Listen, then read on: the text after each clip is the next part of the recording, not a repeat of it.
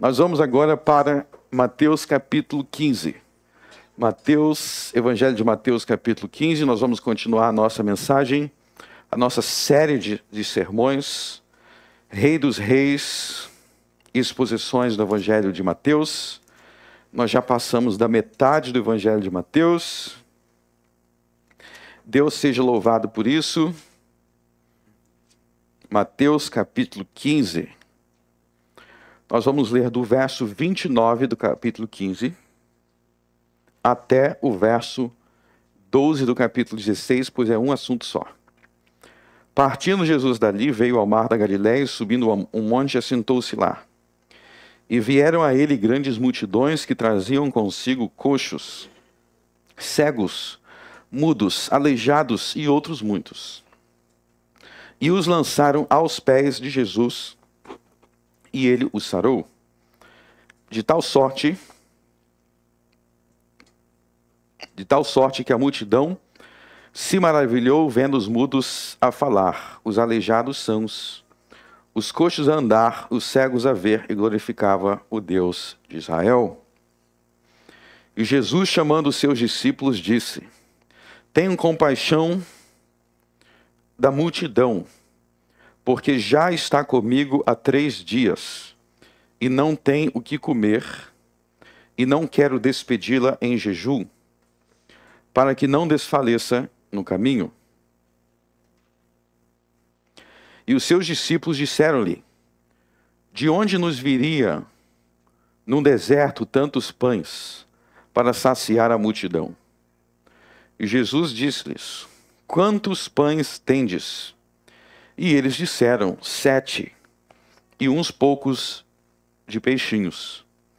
Então mandou a multidão que se assentasse no chão, e tomando os 7 pães e os peixes, e dando graças, partiu-os, e deu aos seus discípulos, e os discípulos à multidão.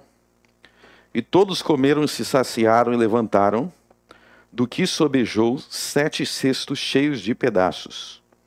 Ora, os que tinham comido eram 4.000 homens,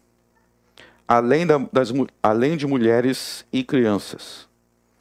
E tendo despedido a multidão, entrou no barco e dirigiu-se ao território de Magadã. E chegando-se os fariseus e os saduceus para o tentarem, pediram-lhe que lhe mostrasse algum sinal do céu.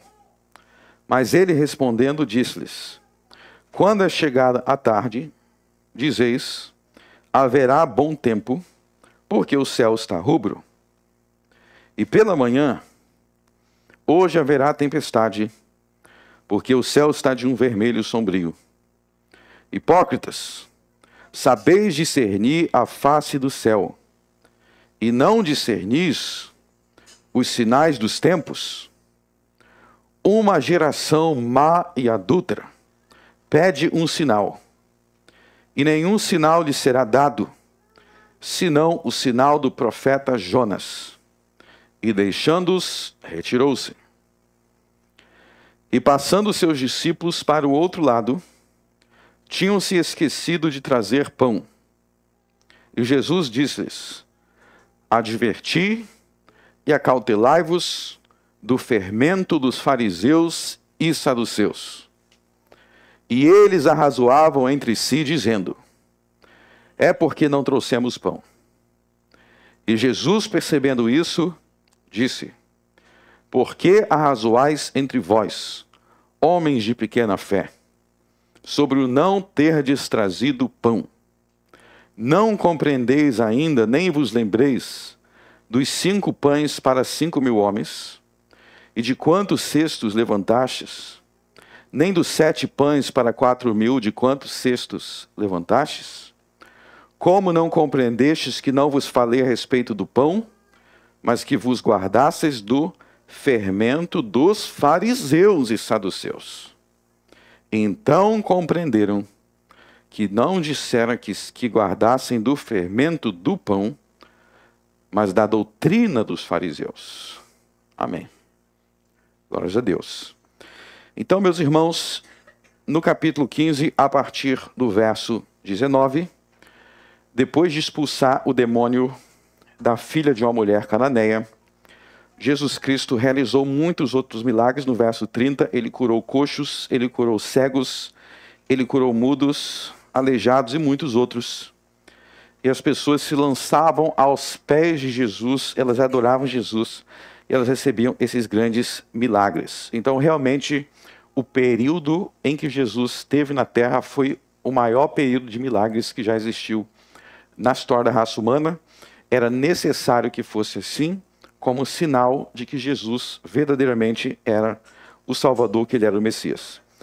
E a partir do verso 32, Jesus vai repetir um milagre que ele já tinha realizado antes, que é o milagre da multiplicação dos pães. Então, se vocês voltarem no capítulo 14, do verso 13 em diante, a gente já pregou em cima desse capítulo, Jesus tinha multiplicado os pães. Ele tinha multiplicado os pães, e nessa multiplicação dos pães, neste milagre que Jesus realizou, ele demonstrou que ele é aquele que garante a nossa provisão. Nós falamos sobre isso. Então, sempre que nós estamos numa circunstância difícil, nós estamos no sentido necessitados, nós estamos passando por uma situação que a gente fica preocupado com o nosso emprego, será que eu vou ter que comer, será que eu vou ter o que beber, será que eu vou ter o que vestir, porque a tribulação está passando na porta, nós devemos lembrar das palavras do Senhor Jesus no Sermão do Monte, que diz: não vos inquieteis pelo que é vez de comer, pelo que é vez de beber, nem pela vez de vestir. Não se desespere. Pegue a sua preocupação e entregue na mão de Deus, porque Jesus é capaz de multiplicar os pães. Então, todo milagre de Jesus, ele nos ensina algo. Ele nos ensina algo, inclusive, sobre as nossas necessidades materiais, não só espirituais, porque é o pão de cada dia, né? Pagar as contas é uma necessidade que nós temos também, e ele também supre e provê essas necessidades. Então, cada milagre de Jesus, ele está nos ensinando a fazer algo, a tomar uma atitude que não é se desesperar, mas é ter fé nas circunstâncias analisadas por aqueles milagres. Então, por exemplo, a gente viu aqui o pão de cada dia, né? Então, se eu estou com a dificuldade financeira, o que eu vou fazer? Eu vou clamar a Jesus, porque ele pode multiplicar o pão. Aí você fala assim, multiplicar o pão, como que isso ajuda a nossa fé? Porque a razão do nosso desespero é exatamente que a gente não sabe de onde vai sair esse pão. Muita gente não sabe de onde vai sair, de onde que vai surgir, qual vai ser a solução. Mas Jesus mostra que ele é especialista em arrumar soluções onde parece não existir. Onde parece não haver saída, tem só 5 pão aqui. Não, mas esses 5 pão eu posso multiplicar e alimentar todo mundo. Então essa é a ideia. Ok? Então, lembre-se que, olha só, no verso 38...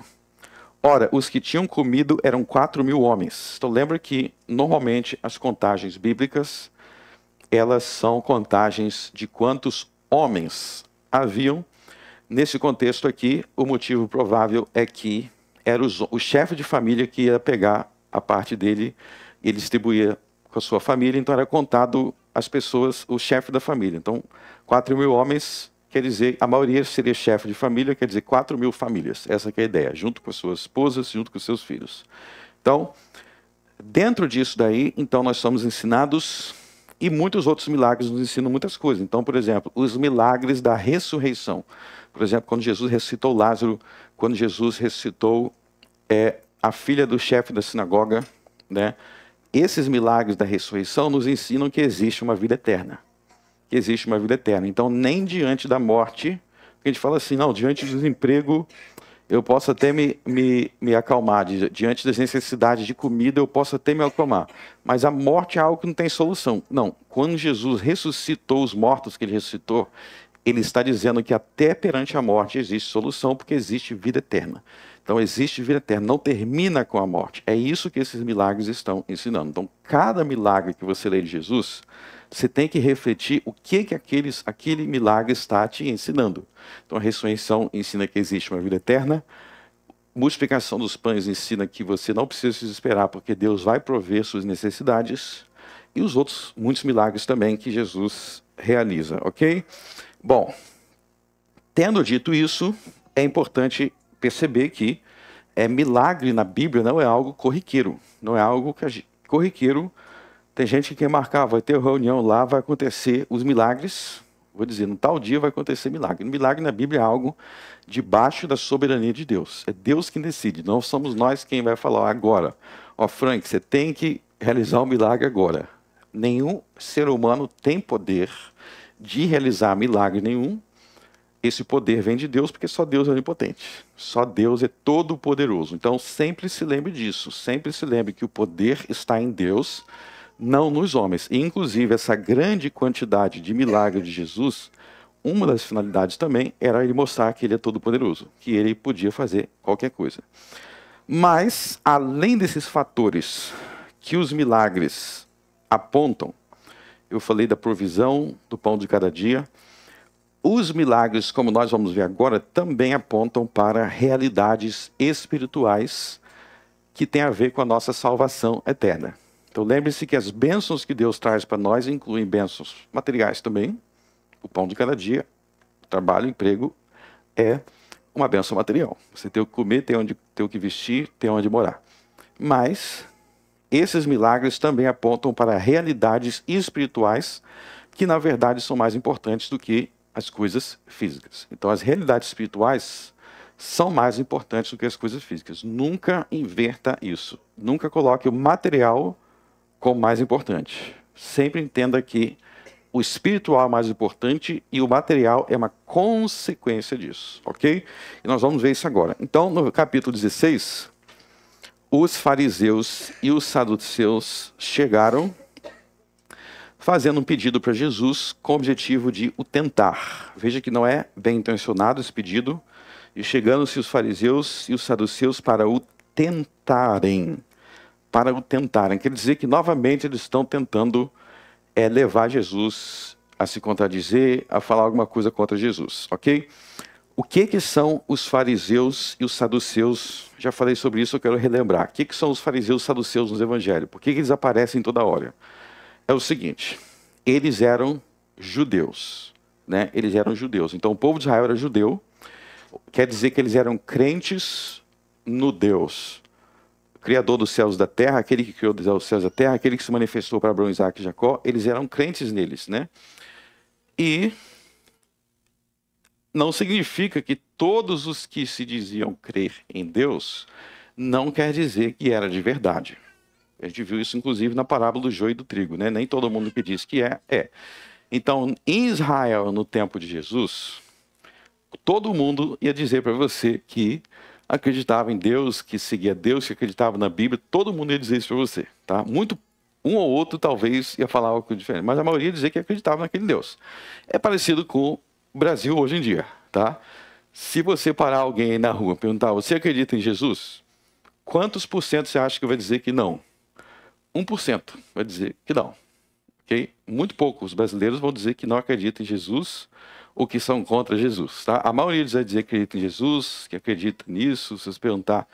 Então, a maioria dos brasileiros é parecido com a maioria dos judeus.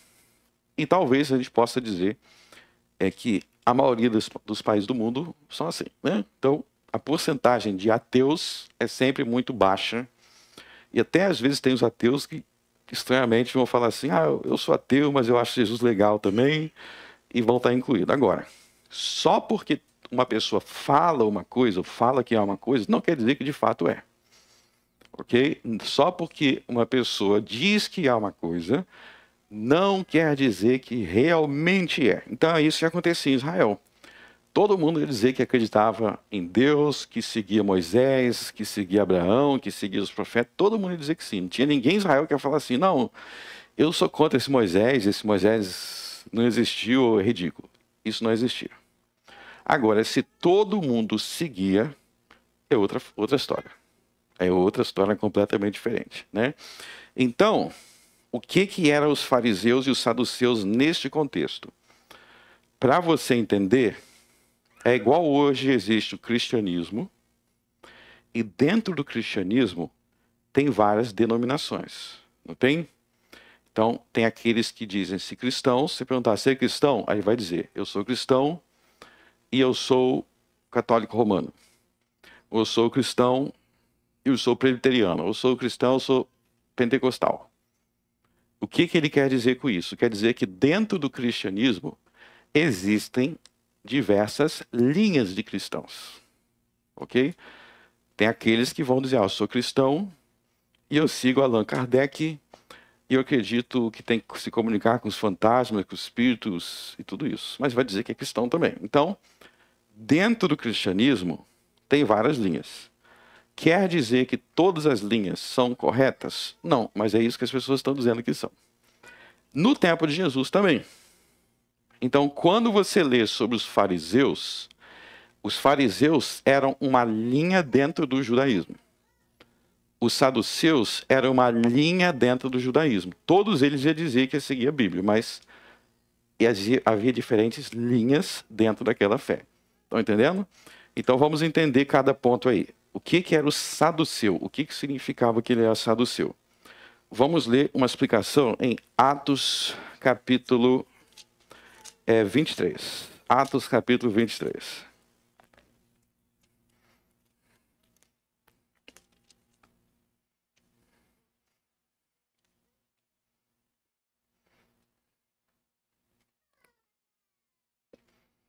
Atos 23. Vamos ver como é que era o pensamento da linha dos saduceus, que eram judeus e tinha esses líderes que se identificavam como saduceus. Vamos ler Atos 23, verso 8. Eu vou ler, ok? Porque os saduceus dizem que não há ressurreição, nem anjo, nem espírito, mas os fariseus reconhecem uma e outra coisa. Então, qual era a linha dos fariseus? Vou explicar para vocês aqui. Os fariseus, eles tinham uma tendência que hoje nós chamamos de naturalismo. Ou seja, os saduceus, eles acreditavam que existia o Deus, eles acreditavam nesses personagens do Velho Testamento, mas eles não acreditavam em nada muito sobrenatural. Então, eles não acreditavam que existia anjo, eles não acreditavam que tinha vida eterna, não tem ressurreição, não tem vida eterna, não existe espírito.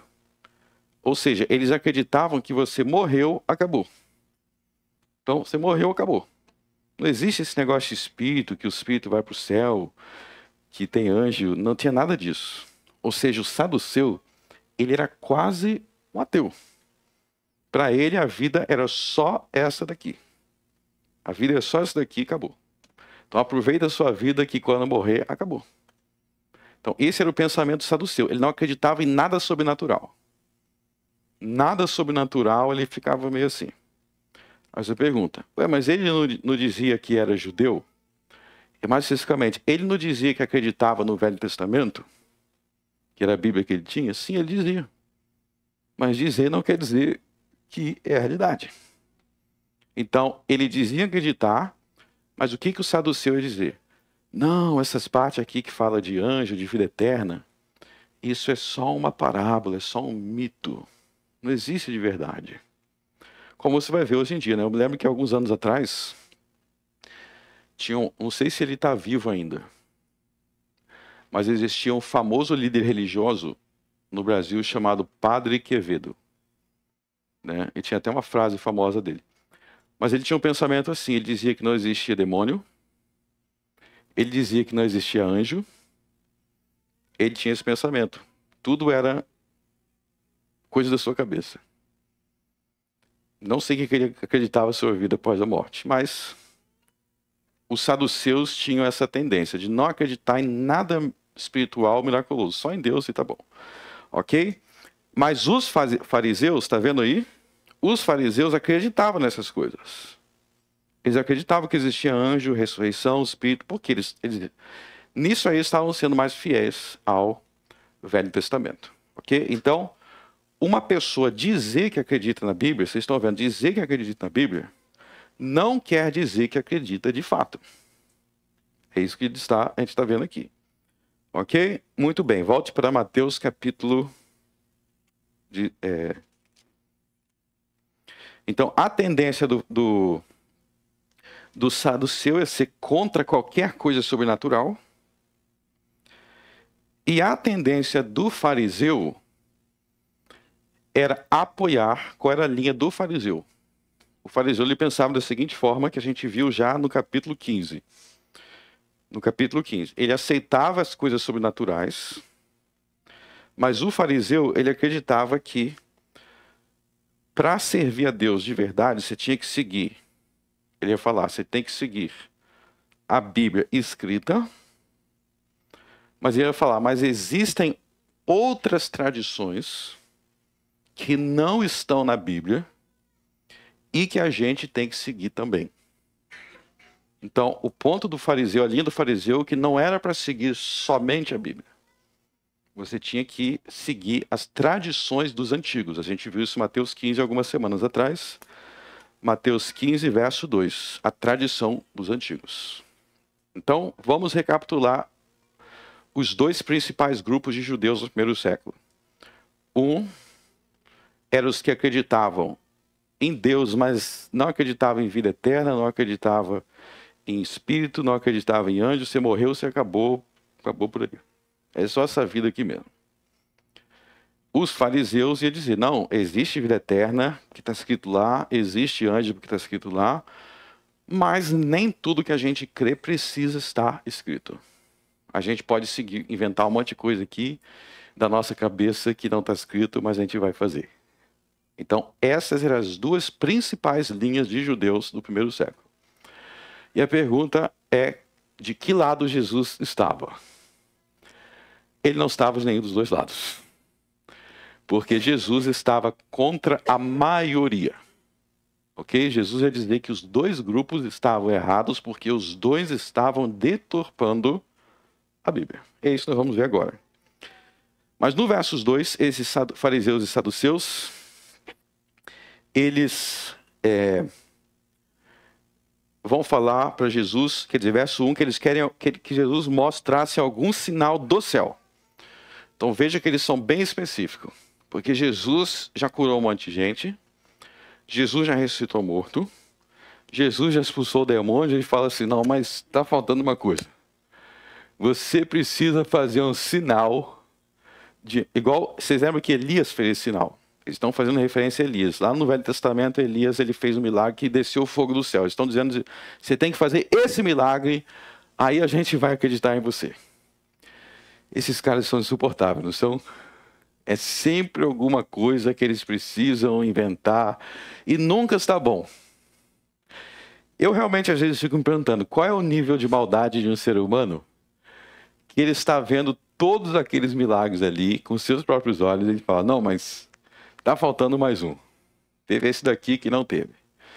E é assim que eles são. E aí Jesus vai dizer nos versos 2 e 3, a gente vai dizer, ó, vocês sabem quando vai chover, vocês estão vendo a nuvem, vocês sabem que vai chover. Vocês sabem quando é que vai fazer sol.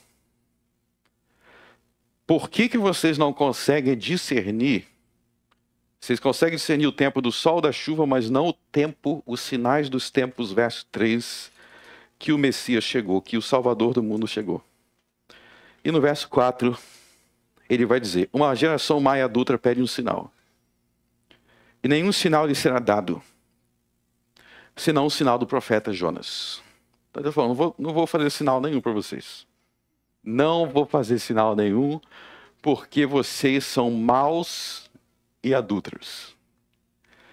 Eu só vou apresentar um sinal para vocês, que estão me pedindo, que é o sinal do profeta Jonas.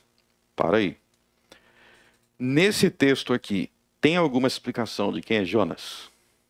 Não tem explicação nenhuma. Por quê? Porque, como eu expliquei na semana passada, os 4 evangelhos são escritos pressupondo que você leu o Velho Testamento. Ele pressupõe que você leu, por isso você vai entender. Para quem não leu, eu vou explicar aqui agora. Em outro momento, Jesus explica esse sinal do profeta Jonas, que é o seguinte. Lá na história de Jonas, era um profeta, mas aí ele não estava querendo profetizar contra Nínive, porque ele pensou assim, se eu ir lá pregar para Nínive, e se eles se arrependerem, eu sei que Deus é misericordioso e vai perdoar eles. Aí Jonas falou, só que o povo de Nínive é muito ruim. Ele pensou, o povo de Nínive, isso está tudo no livro de Jonas, leia quando chegar em casa. O povo de Nínive é muito ruim, Então, quer saber? Eu não vou pregar porque eu quero que ele seja destruído. Jonas falou, quero que aquela raça seja destruída porque eles são muito ruins. Então Deus mandou para lá, eu estou indo para cá. Ele não queria pregar isso mesmo, ele vai explicar no final. Quando o povo de Nínive se arrepende, Deus perdoa, ele fica revoltado no final do livro. Ele falou que queria que eles fossem destruídos. E eu sabia que quando Deus me mandou para cá, porque Deus ia salvar aquele povo. O que eu fiz? E aí Deus vai falar para ele, Jonas, em resumo, você precisa ter mais graça e misericórdia no seu coração. Você precisa ter mais amor no seu coração. Então, o livro de Nínive, o livro de Jonas é bem interessante, que ele mostra sobre a importância de ter amor no coração. Mas o ponto é que, como é que Deus forçou Jonas a ir para Nínive, mesmo contra a vontade dele? Estava no barco, Jonas estava fugindo, né? Ele achou que ia fugir por Deus. Daqui a pouco começou a cair uma chuva. Começou a cair a chuva, começou a tempestade, e cada vez pior. E aí o povo do barco estava preocupado. Começou o povo do barco preocupado, nós vamos morrer no alto mar, E falaram assim, não, alguém aqui deve ter feito alguma coisa errada que a gente está sendo castigado. Foi isso que os caras falaram, alguém aqui fez alguma coisa e está sendo castigado. Se apresente, quem aí você fez alguma coisa de errado para a gente estar aqui nesse turbilhão? E aí foi identificado Jonas, resumo da história, e eles jogaram Jonas para fora do navio. E quando Jonas foi jogado para fora do navio, ele foi engolido por uma baleia. Então, uma baleia engoliu Jonas, aí você fala assim, morreu. E aí veio o grande milagre, que essa baleia cuspiu Jonas numa praia. Qual era a praia? A praia de Nínive. Então foi um milagre que Deus realizou no Velho Testamento, e Jonas ficou 3 dias e 3 noites dentro da baleia. Alguns realmente entendem que ele morreu, mas o ponto é que Jesus está dizendo, vai ser parecido comigo. Ele explica em esse lugar, vai ser parecido comigo. Eu vou morrer e eu vou ressuscitar. Assim como Jonas teve esse milagre de ir para o ventre da baleia e voltar, eu vou morrer, mas eu vou ressuscitar. E esse é o único sinal que eu vou dar para vocês. E deixando-os, os retirou-se. Aliás, a gente leu na semana passada o livro de Jonas, no grupo de leitura. Não todo, né? Lemos todo? Então a gente leu na semana passada, né? A gente já passou pelo livro de Jonas. Mas leia quando chegar em casa. Então, verso 5. Agora vamos continuar. E passando os seus discípulos para o outro lado, tinham se esquecido de trazer o pão. E Jesus disse, advertia, acautelai-vos do fermento dos fariseus e dos saduceus. Então aí Jesus dá uma advertência contra o fermento. E como os discípulos tinham esquecido de comprar o pão, eles falam, verso 7, e eles arrazoaram entre si, dizendo, é porque não trouxemos pão. Eles falam assim, Jesus está falando de fermento e esquecemos de trazer o pão. E mais uma vez, os discípulos se mostram devagar para entender as coisas. Porque Jesus, ele vai dizer, verso 8, percebendo isso, disse, por que arrazoais entre vós, homens de pequena fé, sobre não terdes trazido o pão? Não compreendeis ainda, nem vos lembrei dos 5 pães para os 5.000 homens, e quantos cestos levantastes? Jesus está falando, por que vocês têm a pequena fé? Vocês não acabaram de ver que eu multipliquei os pães, e eu realizei esse milagre 2 vezes. Por que vocês continuam achando que não vai ter o que comer? Aí Jesus vai falar, eu não falei do fermento do pão. É isso que ele diz no verso 11. Como não compreendeste que não vos falei a respeito do pão, mas que vos guardaste do fermento dos fariseus e saduceus? Eu não disse o fermento do pão. Eu disse o fermento dos fariseus e dos saduceus. Ou seja, Jesus está falando por parábolas. Ele não está falando de fermento literal.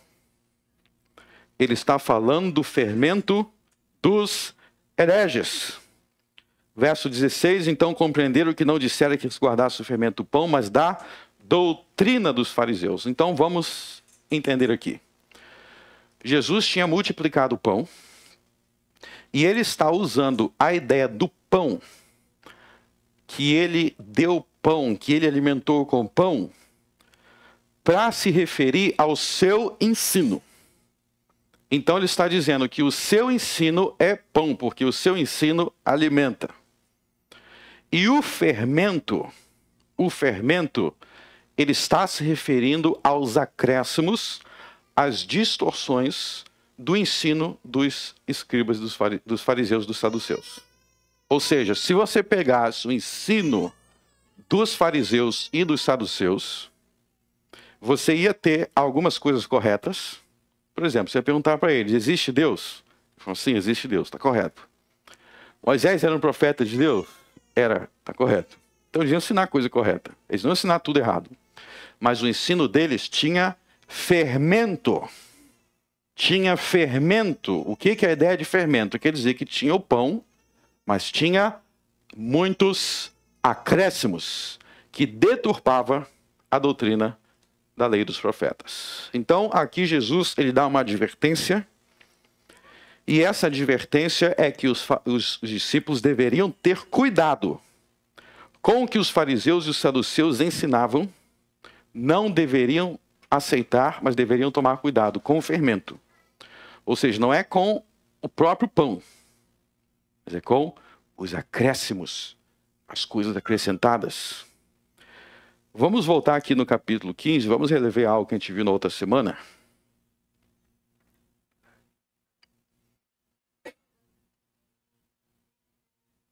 Verso 12. Vocês lembram que quando Jesus ensinou contra a tradição dos antigos, no capítulo 15, verso 12?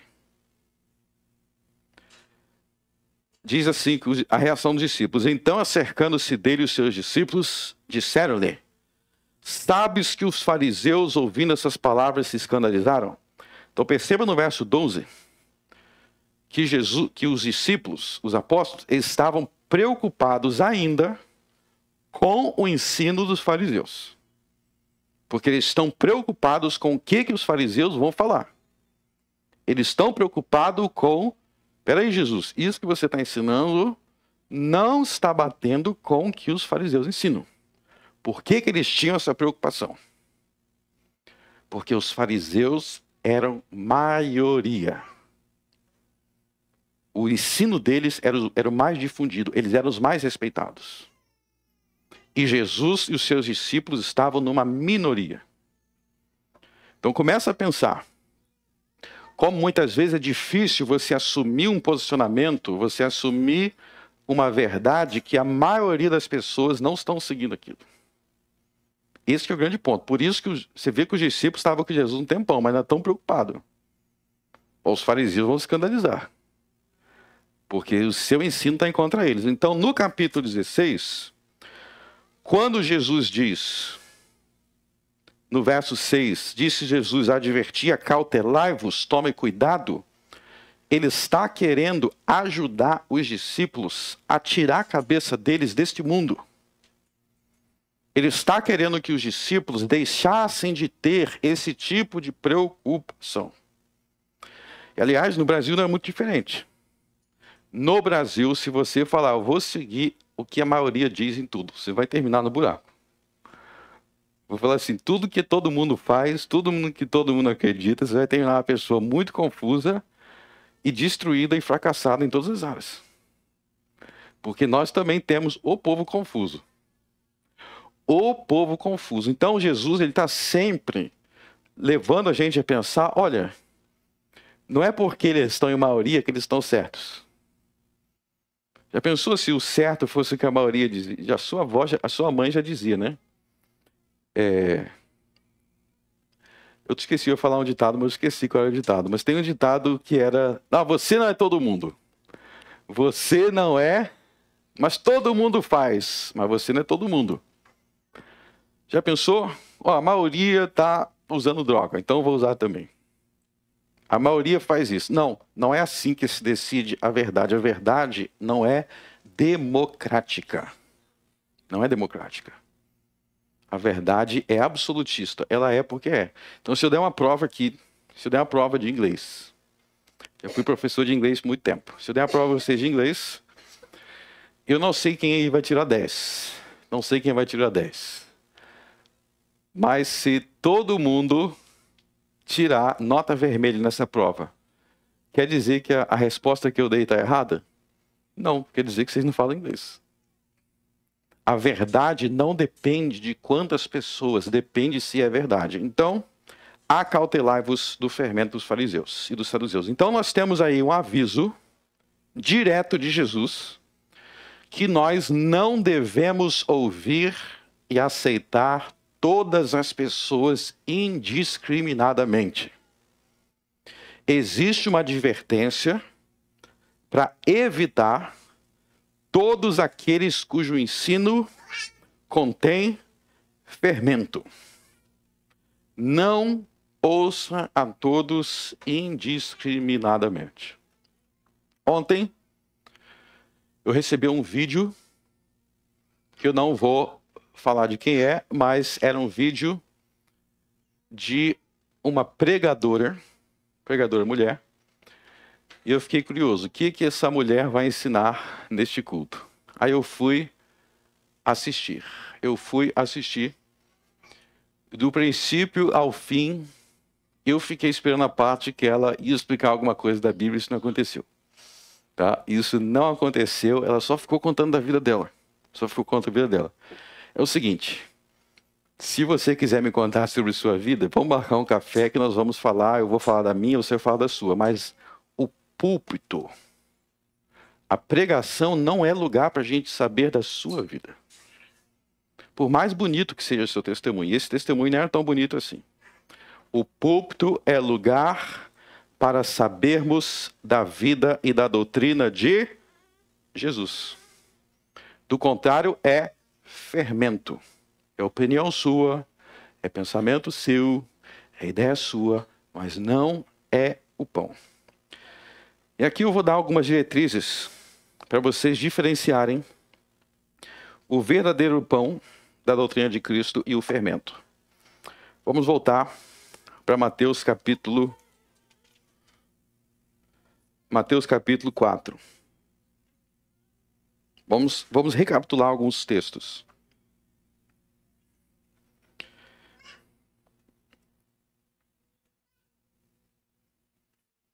Mateus 4, versos 12 a 17.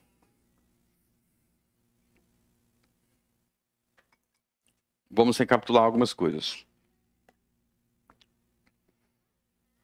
Jesus, porém, ouvindo que João estava preso, voltou para a Galiléia e, deixando Nazaré, foi habitar em Cafarnaum, cidade marítima nos confins de Zebulon e Naftali, para que se cumprisse o que foi dito pelo profeta Isaías, que diz: a terra de Zebulon e a terra de Naftali, junto ao caminho do mar, além do Jordão, a Galiléia das nações.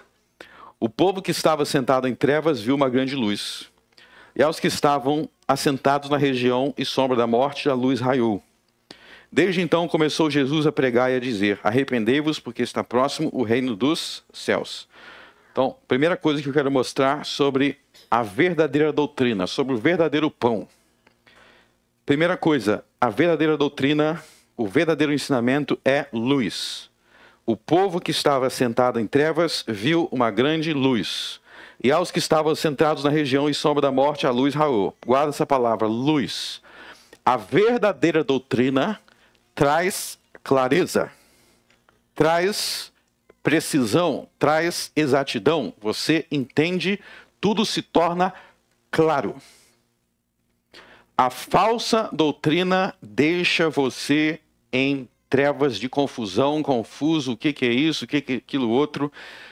Os pregadores falsos, como os saduceus e os fariseus, as pessoas ouviam eles e terminavam mais confusos do que quando começou a ouvir. Porque era um monte de teoria humana. A verdadeira fé traz luz. Você está confuso, você vai ouvir Jesus Cristo, ele vai te trazer clareza, trazer luz. Então, como é que a gente é salvo? A gente é salvo por meio da fé. O que Deus quer para a nossa vida? Os mandamentos de Deus são claros, são precisos. fuja de qualquer líder que for, que ele não traz clareza, ele traz confusão. E isso vai para outra coisa, verso 17. Desde então começou Jesus a pregar e a dizer, arrependei-vos, arrependei-vos. Você vê que a marca do ensino de Jesus também era o arrependimento. A marca da verdadeira doutrina é que ela conduz ao arrependimento. Fuja de líderes que vão te deixar acomodado nos seus erros. É muito mais cômodo não haver confrontação de erros, não haver arrependimento. É mais cômodo falar, está tudo bem, está tudo normal. Se você quiser fazer isso, faz. Se não quiser fazer, não faz. Essa semana, eu estava ouvindo um outro líder. Se pergunta onde você encontra essas pessoas? No YouTube. Eu estava ouvindo outro líder que ele ensinava que nós precisamos aceitar tudo quanto é tipo de sexualidade que existe. Ok? Aí veio o entrevistador, ficou meio assustado assim, e ele perguntou, mas e se alguém for casado e falar assim, eu quero ter muitas mulheres? Aí ele fala assim, não tem problema também. Se ela quiser ter muitos homens, se cada um quiser ter várias pessoas, também não tem problema, porque é isso que você quer, você faz isso que você quiser. Então, se uma mulher quiser ter um relacionamento com 4 pessoas ao mesmo tempo, ele vai dizendo isso. Ele fala, não vejo nada na Bíblia contra isso. Ele fala, não vejo nada na Bíblia contra isso. Então, está se multiplicando essas igrejas por aí. Eu vi agora também, tem uma apóstola no Brasil, uma apóstola, tá? Não basta ser herege, tem que colocar algum título, né? E ela é casada, é uma mulher casada com outra mulher, e eu acho que as duas se dizem apóstola, então não é mais só os apóstolos da Bíblia, tem os novos apóstolos que são homossexuais. Vocês estão vendo? Não é óbvio que isso aí é fermento? É fermento. É fermento.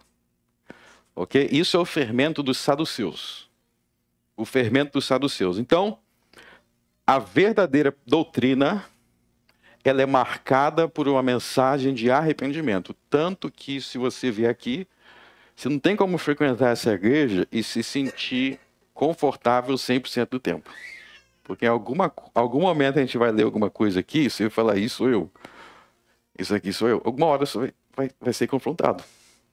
Porque a gente lê 2 capítulos da Bíblia, depois canta a Bíblia, depois tem o sermão. Se em nenhum momento você está se sentindo incomodado, então tem algum problema.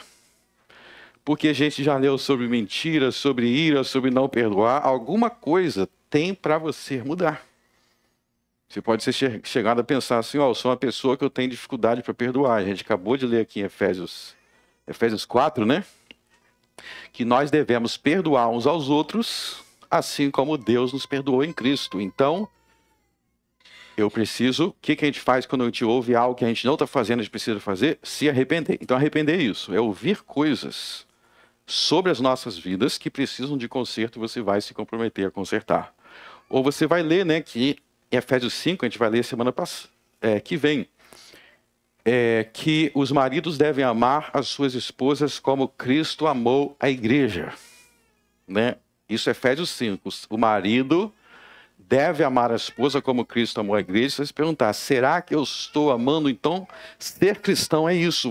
O tempo todo você é desafiado a não se acomodar e a crescer, a se desenvolver espiritualmente. Não, eu quero uma igreja onde ninguém nunca vai questionar nada, só vai me dizer que eu sou uma pessoa incrível, uma boa pessoa, e não tem nada que eu preciso fazer ou mudar em nada. Você precisa procurar a igreja dos saduceus. Então, na igreja dos saduceus seria assim, ok? Na igreja de Jesus Cristo, qual é a mensagem central? Arrependei-vos, porque está próximo o reino dos céus. O reino dos céus, não é o seu reino. Não é o seu reino. É o reino de Deus. Quer dizer que ele manda. Quer dizer que ele manda.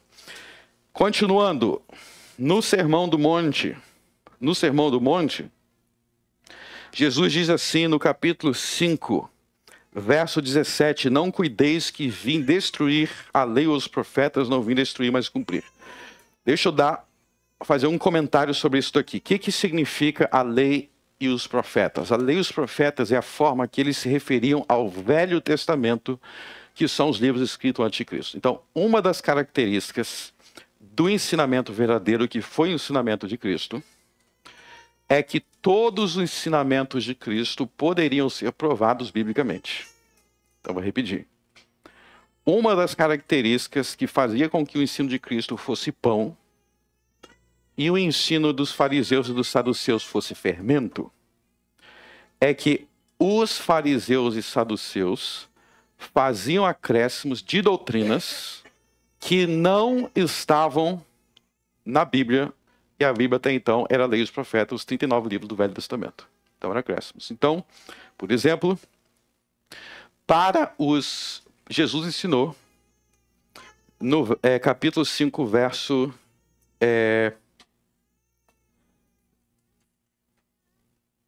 22 em diante, capítulo 5, verso 22, Sermão do Monte. Jesus ensinou que o sexto mandamento, não matarás, ele começa a ser quebrado no coração.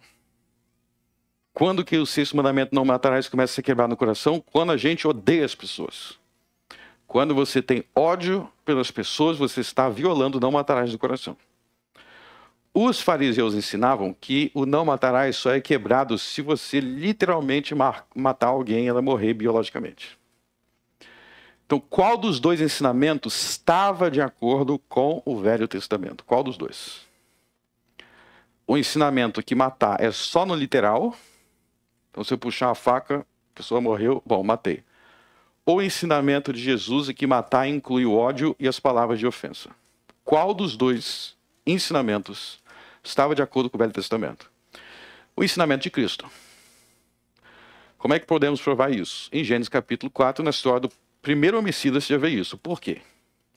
Porque a história de Gênesis 4 vai dizer que Caim, ele não começou do nada puxando a faca e matando Abel. Como é que Deus aconteceu primeiro? Primeiro, Caim criou ódio por Abel. O texto enfatiza isso. Primeiro ele criou ódio. E ele ficou alimentando aquele ódio. Aí Deus falou para ele: Caim, o pecado está batendo na tua porta. Você precisa deixar de ser invejoso e odioso. Ele não deixou. Aí ele foi lá e matou. Ou seja, a história de Caim mostra que o assassinato começa no coração. A pessoa vai nutrindo aquele ódio, até que chega na consumação, que é matar. Jesus ensinou no Sermão do Monte, verso 34 e 35, que nós não devemos jurar pela terra, nem por Jerusalém, nem por nada que não seja Deus. Nós só podemos jurar no nome de Deus. O que o Velho Testamento ensinava? Ensinava isso, só pode jurar no nome de Deus. Jesus ensinou que o adultério, verso 28, é cometido no coração. O adultério é cometido no coração. Algum tempo atrás, os judeus ainda pensam assim, os judeus modernos, aliás, o judaísmo moderno, ele é baseado no farisaísmo. Os judeus modernos defendem a mesma coisa, que o adultério é só quando você pratica. Alguns meses atrás, meses, eu assisti um debate entre um judeu e um cristão. Estava no YouTube, um debate entre um judeu e um cristão. O judeu é Dennis Prager, o nome do judeu é Dennis Prager. Ele é um judeu americano e ele é muito famoso nos Estados Unidos por comentários políticos. E Dennis Prager, o judeu, ele estava defendendo, é um debate, ele estava defendendo que não é pecado assistir pornografia. Essa era a defesa dele, que não é pecado assistir pornografia. E o cristão estava defendendo que é pecado sim. O que o judeu defendeu para argumentar que não é pecado? Ele vai falar que o pai dele colecionava Playboy e era muito ativo na sinagoga, não tinha problema. Qual era o argumento dele? Ele vai dizer que o pecado é somente a ação. Então, quando você está assistindo aquilo, só está no coração. Isso que ele fala, só está no coração, então não é pecado. Você só está fantasiando, então não é pecado. Essa é a posição dos judeus até hoje. Tanto que os principais donos de empresas pornográficas são judeus. Se você pesquisar, o fundador da Playboy era judeu e muitas dessas empresas de pornografia são judeus. E eles defendem que não é pecado, agora, aquela atriz está fazendo aqui ali, os atores, vão dizer, não é pecado desejar. E Jesus fala, não, o adultério começa no coração, nas fantasias da mente, quando o seu coração não pertence à sua esposa. É isso que Jesus fala em verso 28. Qual dos dois está certo segundo o Velho Testamento? Jesus está certo. Porque Provérbios ensina, não adultere no seu coração. Então, se você pegar tudo o que Jesus ensina nos 4 evangelhos, guarda isso, nunca se esqueça. Tudo o que Jesus ensina nos 4 evangelhos já era ensinado no Velho Testamento. Tudo. Que Jesus ia nascer de uma virgem, Isaías 7,14. Que Jesus ia realizar milagres, Isaías diz. Que ele ia ressuscitar, Salmos, Isaías. Que ele ia morrer crucificado, Daniel, Isaías. Os 10 mandamentos, Êxodo. Que os 10 mandamentos deveriam ser obedecidos no coração, Deuteronômio 6. Tudo o que Jesus ensina, ou seja, já estava contido na Bíblia. E eu desafio qualquer pessoa que seja, para me mostrar qualquer coisa que Jesus ensinou e já não estava na Bíblia. Então, o Novo Testamento, como ele diz no capítulo 5, verso 17, não convins que vim destruir a lei e os profetas, não vim destruir, mas cumprir. Tudo o que Jesus faz é o cumprimento do que já estava escrito. O que, então, é o fermento? São os acréscimos. São os acréscimos. Então, existem muitos brasileiros que vão acreditar, como eu disse, vão dizer que acreditam em Jesus, mas um Jesus liberal. Um Jesus onde você faz o que você quiser. Um Jesus onde você pode ser um bêbado, onde você pode ser um libertino, onde você pode fazer o que você quiser, você não precisa ir para a igreja, mas Jesus diz em Mateus 16, sobre esta pedra edificarei a minha igreja, então ele fundou a igreja. Onde você não precisa participar do seio do Senhor, onde você não precisa ser batizado, onde você não precisa se preocupar com nada nem ninguém, senão os seus próprios pensamentos. Esse é o fermento. Esse é o fermento. Onde você tem alguns elementos da verdade misturado com muitas mentiras. Onde você vai para a igreja e você sabe que as pessoas do seu lado acreditam em reencarnação, acreditam nisso, acreditam naquilo outro, vivem de qualquer maneira e ninguém vai questionar. Esse é o fermento dos fariseus. E a gente vai avançando capítulo por capítulo, a gente vai ver Jesus reafirmando que a sua doutrina era a verdadeira doutrina bíblica. Era a verdadeira doutrina bíblica. Podemos voltar para Mateus 16. Então, quero dar para vocês alguns conselhos práticos de como se guardar do fermento dos fariseus. Bom, em primeiro lugar, você precisa ter o costume de ler a Bíblia com regularidade. Você precisa ler a Bíblia com regularidade. Lê a Bíblia inteira pelo menos uma vez por ano. Lê com regularidade. Ah, eu não entendo tudo. Você não vai entender nada sem ler. Tudo você precisa começar lendo. Você não entende porque você não está familiarizado. Tudo que a gente não está familiarizado, não vai entender. Né? Até, pense na sua profissão, o trabalho que você faz. Né? O trabalho que você faz, você passou a entender tudo aquele trabalho no primeiro dia. Você teve que passar tempo com aquilo se familiarizando. Seja você médico, dentista, vendedor, seja o que for, no primeiro dia você não entende as coisas, você tem que ter a prática, a familiaridade, isso só acontece com leitura. Então esse é o mais básico. Segundo ponto, verso 6, que é o ponto do verso 6 toma muito cuidado a quem você vai dar o seu ouvido? A quem você vai dar o seu ouvido para ser instruído? Então, se você já identificou que existe alguém que é um fariseu ou um saduceu, por que você continua ouvindo? Ah, mas eu não tenho a capacidade de discernir tudo. Você tem que começar do básico. Começa do básico. Tem esse grupo aqui que acredita em reencarnação. Vou dar um exemplo. Você já sabe que Jesus não ensinou reencarnação. Porque você já leu 4 evangelhos e você não viu reencarnação lá. Você sabe que quem acreditava em reencarnação eram religiões falsas. Então, por que você fica ouvindo, consumindo aquilo? Você tem que identificar as pessoas, e hoje em dia é muito fácil você ter acesso às coisas pela internet, né? Você tem que identificar as pessoas que você está percebendo que está te conduzindo para Jesus. Existe todos os tipos de fermento na internet. Como eu te disse, hoje em dia tem grupo para tudo. Tem o grupo dos cristãos homoafetivos. Você já está vendo que aquilo ali está contra muitas coisas explícitas. Não precisa ter um grande entendimento para você entender que Deus fez Adão e Eva. Para você entender Romanos capítulo 1. São coisas muito claras. Então escolha quem você ouve. Eu ouço muita gente ruim, Mas é porque, como eu sou pastor, eu preciso saber o que está acontecendo por aí. Então eu ouço até para ajudar as pessoas que vão vir com dúvida, vão com aquele pensamento, eu ouço.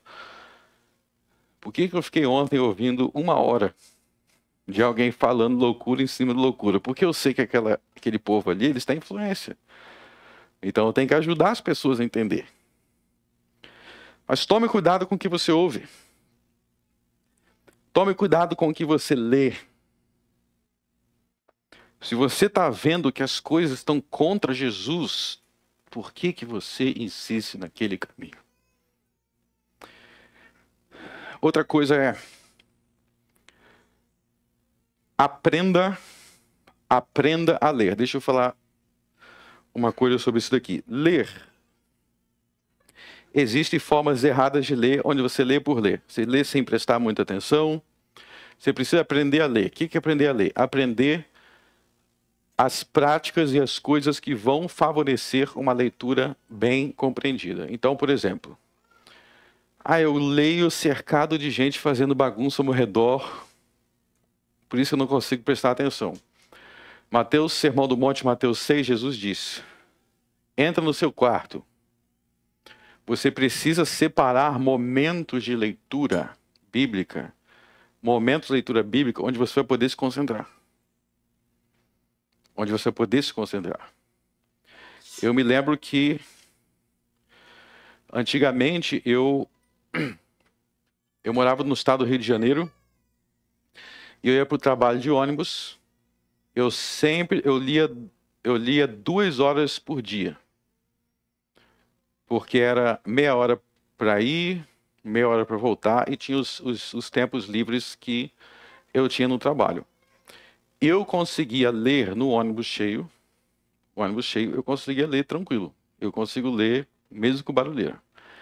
Se você não consegue, você precisa separar momentos que não vai ter barulheira. Que tipo de leitor você é? Você consegue se concentrar com um monte de gente ao redor? Então você precisa criar esses momentos. Falar assim, não, essa meia hora aqui, eu vou marcar meia hora, que eu vou tirar o celular daqui, eu vou avisar para o meu cônjuge que não me procure nessa meia hora, não fale comigo, ninguém fale comigo, porque eu vou estar aqui concentrado. Se você não fizer isso ativamente, é muito fácil o dia a dia te pegar e você não tem tempo. Ou você vai ler e não consegue se concentrar. Você precisa ativamente buscar esses momentos. Cada pessoa é um leitor diferente. Eu consigo ler com criança gritando, eu consigo. Tem gente que não. Que tipo de leitor você é? Procura saber o lugar que você consegue se concentrar melhor. O lugar. Talvez você seja alguém que precise ir na praça. Eu gosto de ler na pracinha. Mas procure concentração. O segundo passo é, Entenda que a Bíblia, ela é toda interligada. Isso aqui é muito importante. Todas as partes da Bíblia estão interligadas com outras. Por que isso é importante para te ajudar? Porque você vai entender que se eu não entendi algo aqui, sempre vai ter outra passagem que vai explicar. Se você tiver isso na sua cabeça, que se tiver algo que não está claro aqui, vai ter outra que vai explicar, porque é tudo interligado, você vai ter paciência para entender. Eu vou ler a Bíblia inteira, porque em algum momento essas respostas vão chegar. Então, de repente, você leu lá, no livro de Levítico, que no Velho Testamento, quando você cometia um pecado, você tinha que oferecer um sacrifício de um animal a Deus. Aí você começa a pensar, o que tem a ver o pecar com o animal sacrificado? É a dúvida que muitos têm. Quando você chegar no livro de Hebreus, você vai descobrir que aqueles animais representavam Jesus. Ou seja, tem outra parte da Bíblia explicando aquela. Ou talvez você lê a história de Jacó e você descobre que Jacó, ele era tipo os muçulmanos lá do Iraque, porque ele tinha 2 esposas. Aí você se pergunta, será que é certo ter 2 esposas ou não? Será que o povo do Afeganistão está certo? Se você continuar lendo a Bíblia, você vai descobrir que não. Que isso fez parte dos pecados de Jacó. Então, a Bíblia explica a própria Bíblia. Se você tiver essa mentalidade, você vai estar sempre lendo a Bíblia como um todo. E isso vai esclarecendo os pontos que você não entendeu. Agora, se você quer ler só uma partezinha, eu só leio Provérbios, porque ali tem conselho direto, eu só leio Salmos, só leio trechos do Evangelho, você não vai pegar o quadro completo. E a última dica que eu dou para vocês é o seguinte, dica prática. Toda a Bíblia gira em torno de alianças. Tudo o que Deus faz na Bíblia gira em torno das alianças que ele fez. Então, para entender a história, você tem que entender as alianças. A aliança que ele fez com Adão, com Noé, com Abraão, com Moisés, com Davi e com Jesus. Se vocês entenderem a aliança, vocês vão entender a história. Essas são as minhas dicas. Então, deixa eu recapitular. Você precisa separar tempos, horários para ler a Bíblia, para não ser sugado nos deveres do dia a dia. Você precisa entender que a Bíblia é toda interconectada, então uma parte explica a outra. E você tem que entender que tudo gira em torno de alianças, que Jesus Cristo é o ápice de todas essas alianças. E se você entender isso, você vai com facilidade se guardar do fermento dos fariseus. Eu termino com a exortação. Pare de pensar que todo ensinamento é bom só porque fala o nome de Jesus. Só porque tem esse nome no meio. Tem muita gente que é só o nome de Jesus que está lá. Mas vão ensinar libertinagem, vão ensinar você a massagear o teu ego, não vão ensinar você a se arrepender e, portanto, não vão te ensinar a chegar na vida eterna. Meus irmãos, o verdadeiro ensino de Cristo, a verdadeira vida cristã, não é fácil. Não é. Porque é mais fácil você massagear o teu ego. É mais fácil você dizer que você está sempre certo. É mais fácil você dizer que não precisa de mudanças. É mais fácil de você dizer que nunca precisa se arrepender de nada, nunca precisa reconhecer nenhum erro. Tudo isso aí é mais cômodo, mas isso te conduz para o buraco. Para o buraco. Em todas as áreas da vida. Qual é o casamento que vai para o buraco? É o casamento que ninguém se esforça para nada. Por que os casamentos terminam? Porque nenhum dos dois quer ceder em nada. Nenhum dos dois quer se consertar em nada. Nenhum dos dois quer falar realmente nisso daqui, eu tenho que me arrepender e eu tenho que agir de outra forma. Como é que as famílias vão para o buraco? Como é que uma vida profissional vai para o buraco? Você quer ver uma maneira que uma vida profissional vai para o buraco? Se o teu chefe diz, isso daqui você precisa melhorar. Aí você não gosta de aceitar que você precisa melhorar em nada. Que você precisa mudar em nada. Você não pode aceitar que você é preguiçoso. Você não pode aceitar que você é mal-humorado. Então, cada área da vida, eu posso te mostrar que em todas as áreas da vida, se você rejeitar o arrependimento, você vai para o buraco. Se você falar assim, eu estou certo e está todo mundo errado. Tem gente que vive assim. Todo mundo está errado, menos eu. Menos eu. Por que o Evangelho vai na contramão disso? Porque ele diz, arrependei-vos. É uma vida de autoanálise. E isso nos faz grandes, isso nos torna grandes. Vamos orar. Senhor, meu Deus, meu Pai, livre-nos do fermento dos fariseus e dos saduceus. Livre-nos da falsa religião. Livre-nos da religião sem compromisso com as tuas sagradas escrituras. Sem compromisso com arrependimento ou sem compromisso com a fé. Livre-nos, Senhor, das doutrinas que visam massagear o nosso ego. Que visam evitar o conflito que precisamos ter conosco. Senhor, não queremos estar em paz com as coisas que não te agradam. Não queremos estar em paz com as coisas que ferem o nosso próximo. Senhor, tantas vezes nós somos egoístas.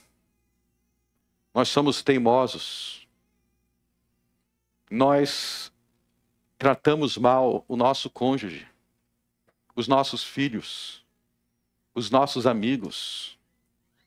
Tantas vezes, Senhor, nós causamos sofrimento e permanecemos endurecidos, sem perceber que Jesus é a luz do mundo e Ele nos tira das trevas. Nos dê, Senhor, clareza. Nos dê, Senhor, luz. Nos tire, Senhor, das trevas. Nos tire da confusão. Por Jesus Cristo eu oro. Amém.